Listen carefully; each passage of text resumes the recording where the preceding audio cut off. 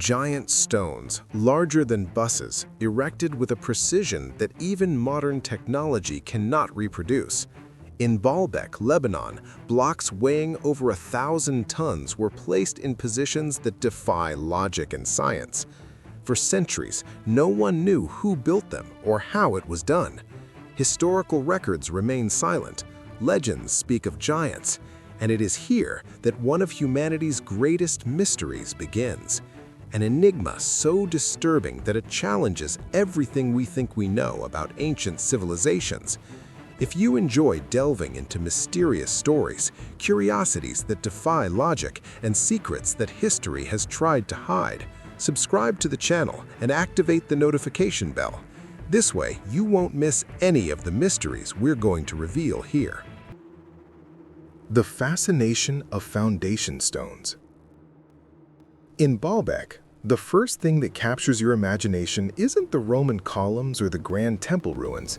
It's the foundation stones, limestone monstrosities that shouldn't even exist. Standing at the base of the site, you see 3 slabs so enormous they look less like blocks cut by human hands and more like pieces of the earth itself forced into order. Together, they form what is called the trilithon.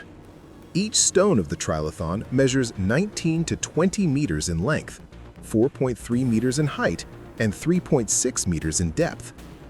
Each one weighs approximately 750 to 800 tons. To put that into perspective, that's heavier than 120 fully loaded school buses, or almost 3 Boeing 747s balanced on a single block of stone. However, these slabs aren't resting peacefully on the ground. They are suspended 7 meters in the air, fitted together with such precision that not even a blade of grass or a sheet of paper can slip through their joints. For engineers and archaeologists, these stones immediately raise a question: how? Even today, with hydraulic cranes, heavy conveyors, and cutting-edge technology, moving blocks of this size would be nearly impossible. The heaviest stone ever successfully transported with modern equipment weighs about 340 tons, barely a third of the giants of Baalbek. NASA's massive cranes, capable of assembling rockets, could only lift a fraction of their weight. Yet somehow, thousands of years ago, without diesel engines or steel cables, people not only extracted and moved these stones, but lifted them into place with surgical precision. And now comes the twist of events, when the dark and profound mystery unfolds. The silence of Roman records. Typically, civilizations celebrated with great pomp and joy acts that generally involved grandiose constructions. Ancient Egypt took pride in the pyramids and recorded hieroglyphic inscriptions detailing their construction. The Romans, in particular, were very proud and meticulously recorded every aqueduct, every amphitheater, and every triumph of great engineering. But here in Baalbek, called Heliopolis by the Romans, their records are obscured by silence. A work of the Romans. Now, the Romans have built upon the megalithic structures of Baalbek. There is no mention of the trilithon, no diagram, no inscription on the monuments themselves, demonstrating great pride in the achievement. A deafening silence indeed. For a culture obsessed with reputation, a profoundly disturbing notion emerges from this silence. Perhaps the Romans didn't record the trilithon's position because they weren't its builders. Perhaps it was already there when they arrived, and the massive blocks were already in place when the Romans came. If so, the central wonder of Baalbek wasn't made by the Romans, but rather built upon it. This would mean that the trilithon is much older than the temples that rise above it, a remaining achievement of a civilization too ancient to disappear completely from the records. This gap in history leaves much room for conjecture. Who actually built it? Were these stones made by the Phoenicians who worshipped in Baalbek long before the advent of Rome? Or were even those who understood engineering capable of working with such a stubborn stone even further back, in the Neolithic period, when humanity probably didn't even have the organizational capacity to conceive of such gigantic projects? These unproven propositions generate even more exotic theories. Two lost civilizations, forgotten techniques, and perhaps something anti-human. But even without speculation, the bare facts are enough to shock. 3 stones, each so heavy that they make modern efforts seem insignificant, are positioned with millimeter precision almost 2 stories above the ground. Regardless of who built them or how, the trilithon essentially mocks everything we think we know about the capabilities of ancient builders. If the Romans didn't leave the answer in writing, perhaps the quarry, the birthplace of these giants, still awaits clues. The Giant's Quarry. In Baalbek, the most famous feature of this quarry is the Pregnant Woman Stone. Half a kilometer from the Temple of Baalbek complex, the mystery deepens. In a dusty quarry on the edge of the city lies the site where the ancients carved their monsters from living rock. If the trilithon blocks already seem impossible, the abandoned stones here take the enigma to a whole new level. The most famous is the Pregnant Woman Stone. Over 20 meters long and weighing almost 1,000 tons, it lies partially buried in the ground, tilted at an angle as if it had been frozen during the lifting process. Local legend claims that a pregnant woman tricked the villagers into feeding her, promising that only she knew the secret to moving such massive blocks. It is said that touching the stone brings blessings of fertility. These folk tales may sound fantastical, but they show how deeply the mystery of Baalbek lives in the local memory. Generations have struggled to explain what rational history cannot, but the pregnant woman is just the beginning. In the 1990s, researchers discovered another block nearby, the Southern Stone. Weighing around 1,200 tons, it surpasses the trilithon blocks themselves. And then came an even more impressive discovery in 2014, the Forgotten Stone. Weighing around 1,500 tons, the largest building block ever extracted by human hands. To this day, it remains partially buried, as if the builders had started something they couldn't finish. In fact, why were such giants left like this? One explanation would be quite practical. Upon noticing cracks in the rock or uneven terrain that would make the blocks unstable, the builders simply abandoned them. Now, Egyptologists will say, they were able to move heavy blocks because they placed them on wet sand and pushed them, perhaps with the idea that they would need to use them, but they never finished the project. Whether due to changes in power and politics, or simply due to labor limitations, the truth remains. There are stones larger than those placed in the walls of Baalbek, right here in this quarry. These are proof that whoever carved these stones was seeking something even more impressive. Layers of time beneath Baalbek. If the trilithon and the giants of the quarry already leave us perplexed, archaeology has been slowly peeling back the layers of Baalbek to reveal something equally surprising. And Baalbek has the largest stones ever quarried in human history, the largest stones ever erected, stacked, and transported. The site itself is far older, far more complex, and far more carefully planned than most people imagine. What appears to be a Roman masterpiece turns out to be a palimpsest, a layered history stretching back thousands of years before Rome. The history of modern research begins in 1898 when Kaiser Wilhelm II of Germany visited Baalbek. His fascination sparked the first serious excavations, which continued until the early 1990s. What these excavations uncovered changed everything. Beneath the great Roman temples, researchers found artifacts dating back to the Neolithic period, almost 10,000 years ago. It wasn't just a Roman site, it was a hilltop settlement with a sacred presence that predated the empire by millennia. Every civilization that came after, from the Phoenicians to Alexander to Augustus, built upon something far older. This discovery alone explains one of Baalbek's strangest mysteries, the silence of the Romans. If the foundation blocks were already in place when they arrived, there was nothing to boast about. They erected their dazzling temples on a platform whose origins were already lost in time. Rome inherited but did not invent the greatest wonder of Baalbek. The excavations also revealed something that surprised even experienced archaeologists: architectural designs carved directly into the stone floors. These weren't rough sketches, they were precise scale plans showing the layout of courtyards and sections of the temple. Imagine walking across a vast courtyard and realizing you're literally walking on the architect's designs. It was proof of masterful planning on a scale that demanded extraordinary organization and long-term vision. The connection with Jerusalem. Then came the biggest, final shock. The construction techniques used in the podium of Baalbek, the massive foundation that supported the Temple of Jupiter, perfectly matched the Herodian architecture in Jerusalem. The stones shared the same chamfered edges, the same patterns of alternating heads and stretchers, and, of course, the same average stroke height of about 1.10 meters.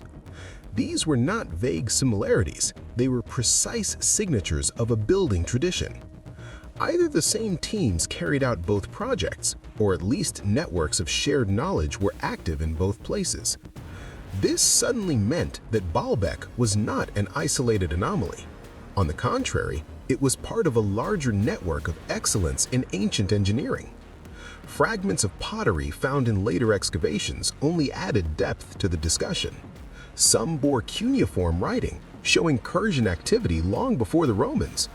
Gradually, Baalbek ceased to be seen as a singular Romanized project and became a sacred building site, repeatedly reinvented and expanded by whoever was in control of the region. Each civilization left its mark, but always without moving the largest stones. The timeline now spirals bitterly whenever an easy answer is sought. Baalbek was not built during the period of a single culture. It was a relay project that spanned thousands of years. Early Neolithic settlers, then Phoenician worshippers, then Persians, then Romans, each inheriting the foundations. And through it all, the blocks of the Triloton, so ancient and inexplicable that later builders may have treated them as sacred relics in themselves. Still, this creates a paradox for modern researchers.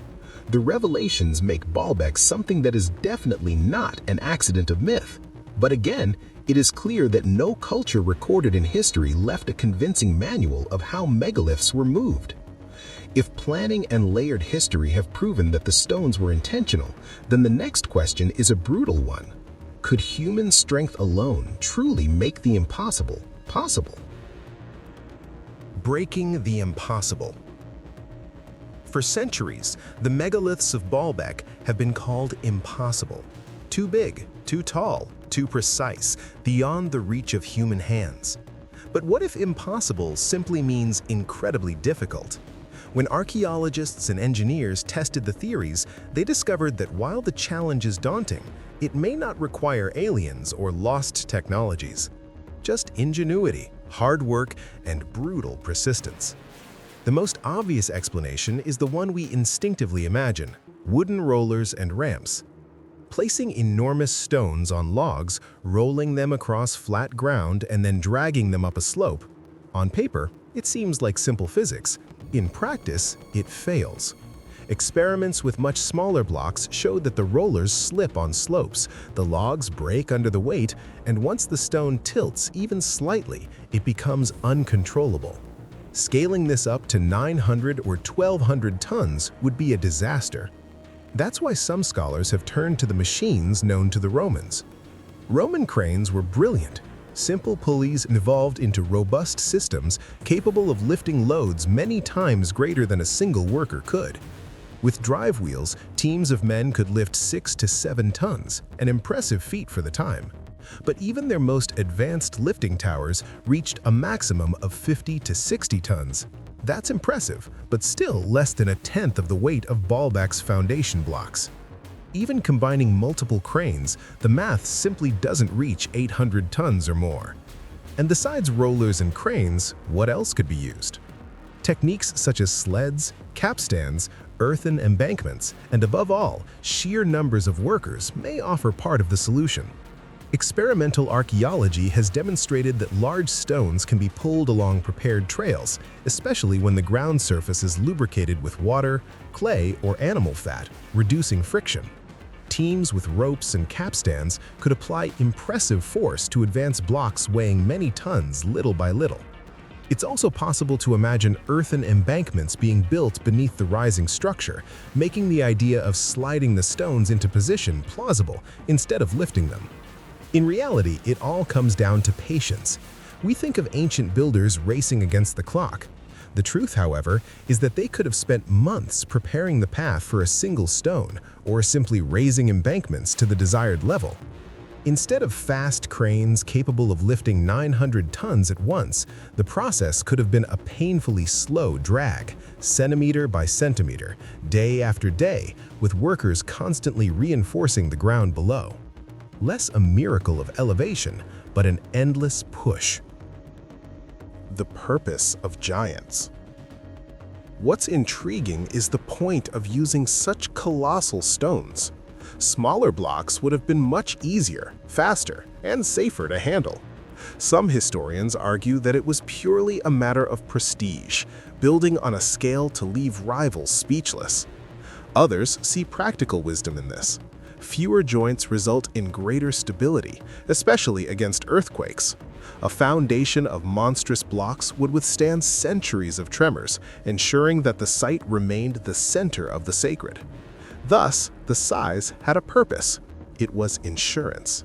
This doesn't sound empty, but rather like proof of the extreme determination, organization, and ambition of these ancient builders.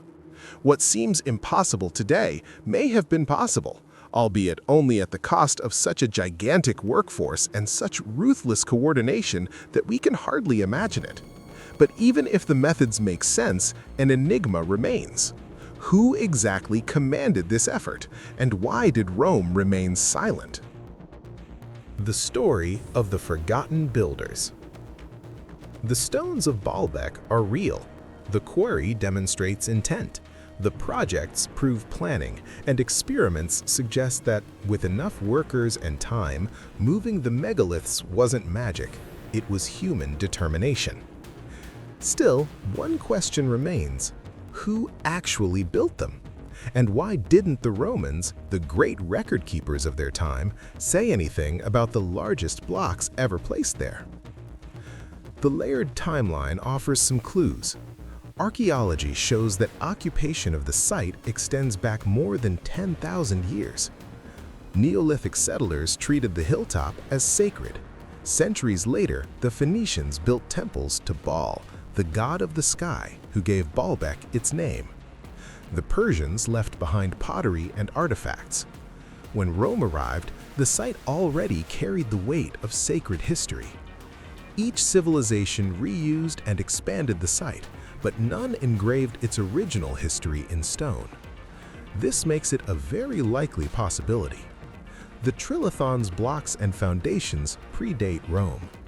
When Augustus and his successors built their dazzling temples in Heliopolis, they may have inherited a platform that had already stood for centuries. This would explain the silence. The Romans boasted of what they built, not what they inherited. To claim the Trilithon as their own work would have been dishonest, or perhaps even blasphemous, if they viewed the platform as sacred ground left by earlier builders. Possible authors. So if not Rome, then who? Some point to the Phoenicians, masters of maritime trade and stone construction, whose influence spread throughout the Mediterranean. They had the religious motive and the organizational capacity to attempt colossal projects. Others defend the Persians, who left traces in the area and had an empire capable of mobilizing massive labor. Still others believe that the oldest phases date back to Neolithic builders, a culture with sacred intentions but without written records, leaving only mystery. But none of these candidates fits perfectly. The Phoenicians built in grand styles, but nowhere else did they move stones weighing close to 1,000 tons. The Persians designed palaces and terraces, but never on this scale. Neolithic peoples had no wheels, no metal tools, and no writing. Each option raises more questions than answers. But that's why alternative theories continue to attract Baalbek. Some believe that civilizations existed with knowledge that has been lost. Others propose the ancient alien theory, arguing that only advanced technology can explain stones of such immense size. While these ideas attract attention, they lose credibility by ignoring marks of human tools, traces of quarrying, and architectural plans. The truth may be less glamorous, but certainly no less extraordinary. Determined human societies over centuries have combined work and innovation to achieve what seems impossible today. And perhaps therein lies the root of the silence. The Romans may not have felt the need to explain what they did not do. They reveled in their own achievements, the imposing columns of the Temple of Jupiter, the ornate reliefs of the Temple of Bacchus, while leaving the older, heavier blocks as an unresolved legacy. For them, the trilithon may have been less a triumph and more an enigma, even in their own time. The stones of Baalbek remain an unshakable enigma. The names of the builders may remain hidden forever, but the message they left is etched in stone. Boundless ambition, visions beyond tools, and the audacity to make the earth bend. Now I want to know, which part of this mystery caught your attention the most? The giant stones abandoned in the quarry? The plans engraved on the ground, or the silence of the Roman records? Comment below. I want to know your opinion. If you enjoyed this investigation, leave a like, subscribe to the channel, and continue exploring with us the greatest mysteries and curiosities of history.